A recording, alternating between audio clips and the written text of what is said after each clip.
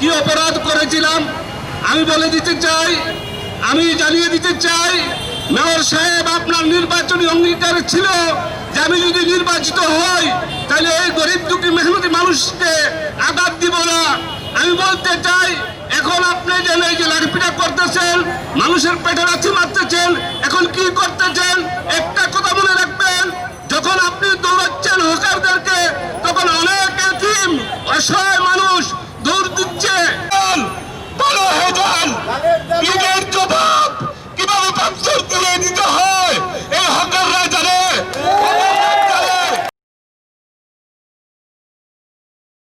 ব্যবসায়ীদের বিরুদ্ধে কোনো আন্দোলন করার জন্য নয়, আমরা এখানে এসেছি সরকারের বিরুদ্ধে কোনো আন্দোলন করার জন্য নয়, আমরা এখানে এসেছি বিরোধী দলের বিরুদ্ধে কোনো আন্দোলন করার জন্য নয়, আমরা এখানে এসেছি রুটি পুঁজি সংগ্রামের দাবিতে, আমাদের ন্যায্য অধিকার, আমাদের পুনর্বাসনের দাবিতে আজকে আমরা এখানে মানববন্ধন করার জন্য এসেছি।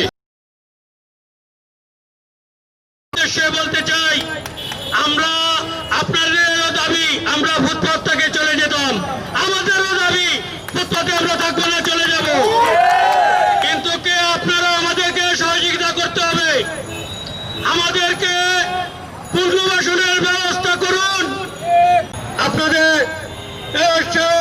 আপনাকে আমরা 2 দিনের সময় দিচ্ছি, এই 2 দিনের ভিতরে আপনি সম্পূর্ণ নেতৃবৃন্দকে নিয়ে আলাপ আলোচনা করে আমাদেরকে নিয়ে বসে আমাদের এটা সমাধান করুন। অন্যথা বিলম্বে 2 দিন পর থেকে আমাদের অন্যান্য লাগাতার কর্মসূচি দেওয়া হবে।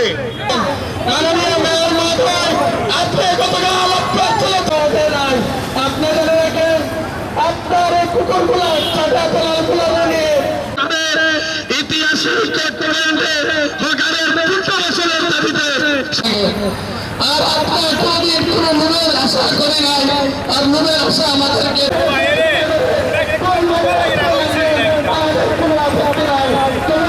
চালু রাখবেন না। আপনি হঠাৎ কিছু বলতে পারবেন না, কারণ এটা তার ব্যবসা, এটা তার ব্যবসা। আপনি জানেন, আপনার কাছে আমার একটি মাত্র দাবি, আপনি একটা পুনর্বাসন দিয়ে দেন।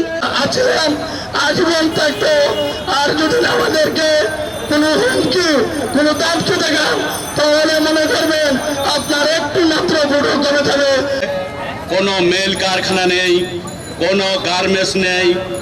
আপনারা আমার সংগ্রামী অভিনন্দন গ্রহণ করেন। যেভাবে মেয়র সাহেব উনি লাঠি উস্কা দিয়েছে সেটাও অমানবিক অত্যাচার। আমরা তো অন্য কিছু করি নাই, ফুটপাতে ব্যবসা করে জীবন জীবিকা রক্ষা করছি।